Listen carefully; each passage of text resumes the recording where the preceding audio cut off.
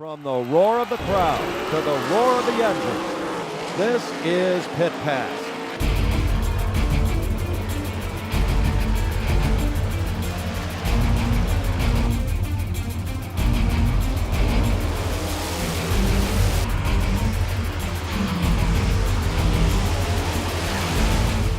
Pit Pass is brought to you by Jake's Karts and by Buttonwood Campground.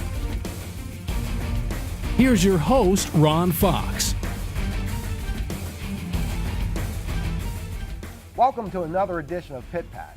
Well, my racing weekend got off to an earlier start than usual. With Friday's weather in question, I decided to take in my first World of Outlaws sprint car race at Williams Grove on Thursday. Let me just say, it was quite an experience. RVs, campers, tents, and people just having a great time partying before the show. But while fun was had by all, they were there for one reason: the Outlaws.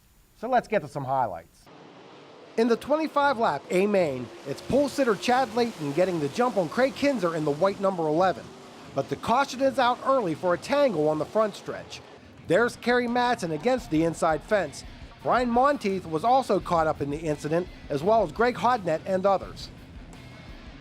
We're back to restarting the race, minus a few machines. This time, Craig Kinzer stays right with Layton. They would run this way for a number of laps. On lap 4, Joey Saldana in the Bud number 9 ducks underneath Lucas Wolf for 4th place. But Wolf isn't giving up so easily. Saldana would eventually take the position.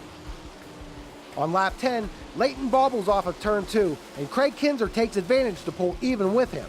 Going into 3 and 4, it looks like Kinzer will pull away. Layton says, "Not so fast," as he three-wheels it down the front stretch.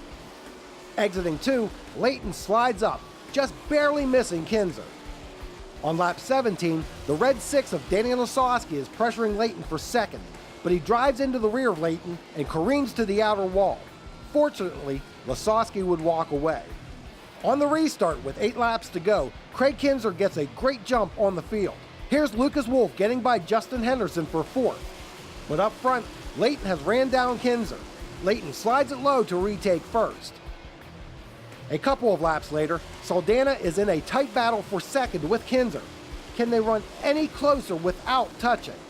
Now that's impressive. And here, Sammy Swindell proves he hasn't lost a beat as he takes 4th from Wolf. On the last lap, Kinzer starts to run out of fuel and loses several spots.